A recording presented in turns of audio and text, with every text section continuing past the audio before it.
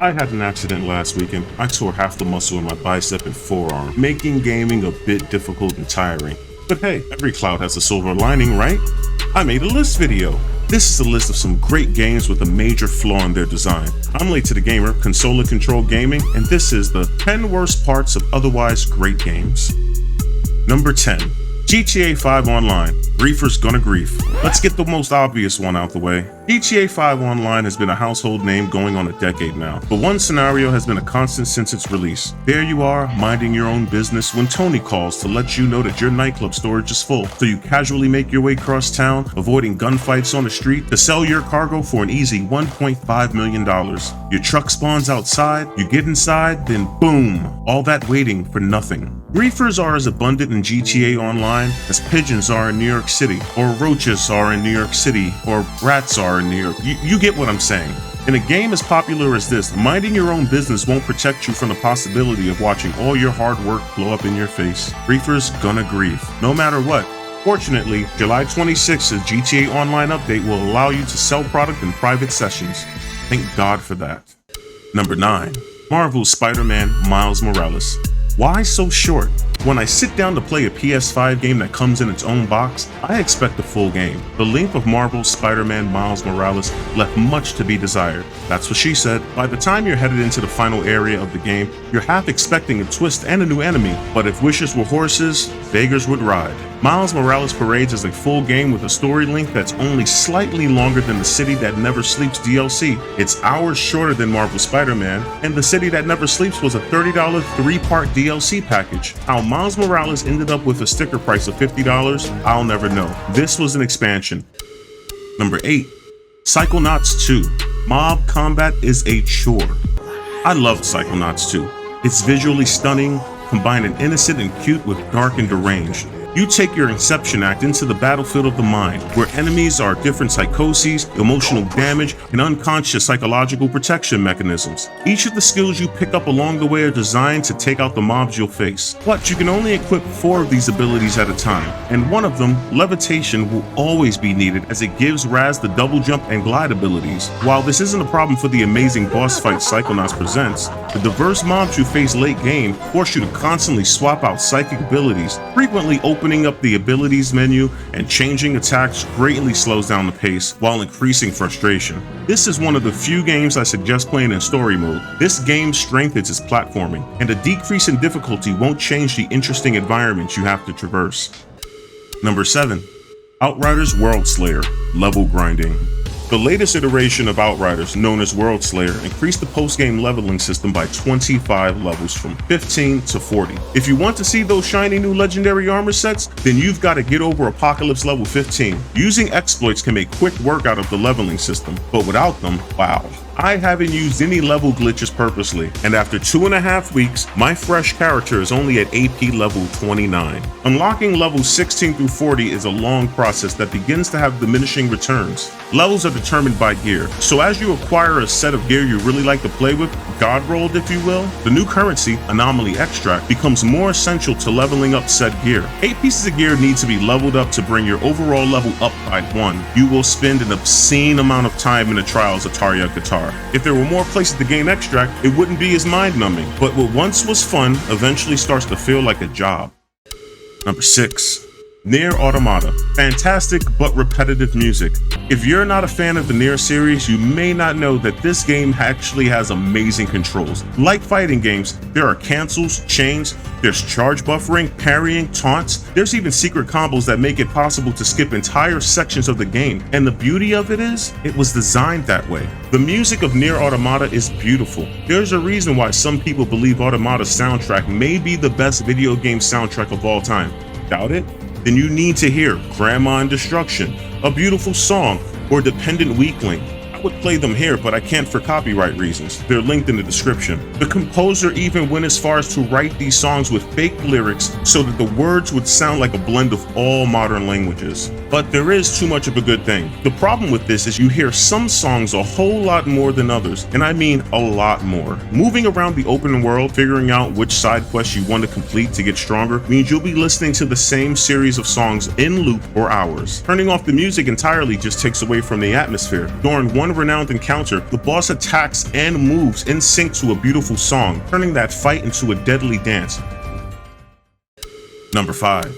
Persona 5 Strikers. Too easy, too difficult. Persona 5 Strikers took the franchise in a new direction by shifting from its JRPG origins to the Musou genre. Think Warrior series. You cut down hordes of enemies with your hero, but unlike the Warrior series, the story doesn't take a backseat to the action. Unfortunately, it's very easy. Once you have a handle on the combat system and complete the first dungeon, you tend to wipe the floor with the main story cannon fodder. When you're strong enough to take on the more difficult side content, that too feels too easy. And the new game plus completion of hard mode is trivial since you should have a strong group of Persona at your disposal. The only real challenge is Reaper, the final hidden boss in the game. But then there's Merciless mode. You have to be perfect in Merciless mode. You will die in 1 or 2 hits from a regular enemy. Now that might not sound bad to a seasoned gamer, but remember, you're fighting dozens and dozens of enemies on screen in all directions, lunging at you and firing projectile attacks. You probably don't have eyes on the back of your head. Even the opening encounter, before you can even save the game, could be game over if you're not prepared. This is not hyperbole. Number 4. Assassin's Creed Odyssey, the level system. I'm a huge AC Odyssey stan. I studied ancient Greek for years, the language and the history. So seeing what I would call an accurate reimagining of the society took my breath away. Sure, Cassandra did some unrealistic things, like meet the Sphinx and fight the Minotaur, but hey, video games got a video game. What I didn't enjoy as I leveled up to being a Grecian hero was that no matter what I did, everyone was just as strong as me. Go undefeated at the Pankration and win the Olympic trophy? Well, that regular soldier in the early part of the game is now the same level as me. There's no reason to do this at all. Instead of overcoming the odds to become stronger than the best Mystios in Greece, they'd all just level up along with you, making the entire level up system unnecessary. Its only use was to gate off certain areas of the map because crossing the border meant the wolves would be leveled high enough to be able to one-shot you. Number 3. Marvel's Guardians of the Galaxy, the wonky combat system.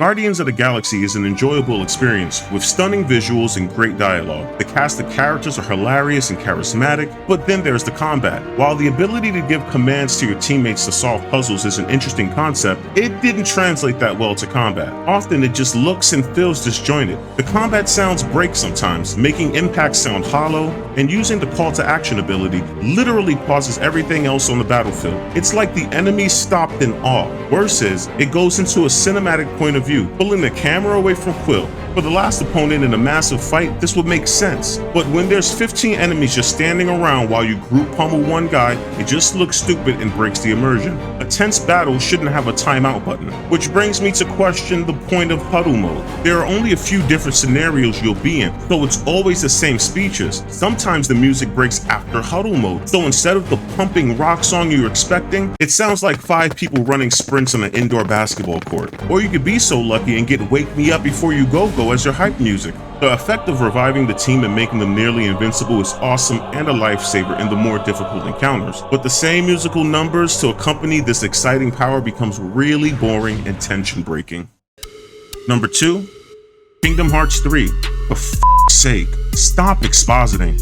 We waited so long to get Kingdom Hearts 3, and they wanted to let you know that you missed about 583,297 games between parts 2 and 3. How they did that was just expositing all over the place. There's a 4-minute summary music video when the game boots, followed by 22 minutes of introduction videos that pauses briefly for you to pick a few choices and then have a tutorial fight. Then, when you have control of Sora, it's not even Kingdom Hearts 3, it's 2.9. They just spent 20 minutes explaining why you need to regain your powers and you still have no idea what the hell they're talking about unless you watched the summary movie or played all the games in between. Then there's still hours upon hours of cutscenes that either are too vague or are repeating plot points so that they know that you know that they know that you know what's going on. And still, you won't know unless you played Chain of Memories, Recoded, 358 over 2 days, Birth by Sleep, Dream Drop Distance, Unchained Kai. Some of these are different game genres that you may not have any interest in.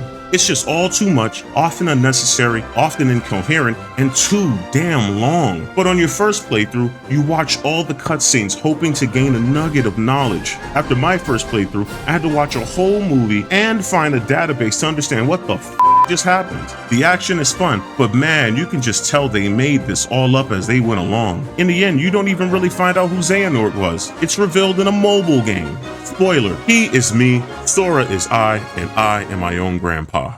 And finally, number 1. Horizon Forbidden West, Underwater Combat. Horizon Forbidden West is a vast improvement over 2017's Horizon Zero Dawn. While I didn't appreciate the story as much as the original, the improvements keep me coming back to the game regularly. Jumping off a sunwing and parachuting into battle in the gorgeous environments is just something you have to experience at least once. This game is just absolutely beautiful, and Aloy's combat abilities this time around are smoother and diverse. You really feel like you have a choice to go into any situation the way you want. That is, until you dive into the ruins of old Las Vegas. Visually, this may be my favorite section of the game, but when you come across a Snapmaw or any enemy underwater, you're left with one option: hide. There is no underwater combat, making any situation where diving is necessary become a game of hide and seek. Underwater exploration equates to puzzle solving and hiding. Seriously, underwater, Aloy is useless. She can swim and she can hide. That's it. That's my list. If you could think of some games that should be on this list, anything I missed or anything you think shouldn't be here, comment down below. And don't forget to hit that like button and ring the bell. I'm Late to the Gamer. This is Consola Control Gaming. Have a great day.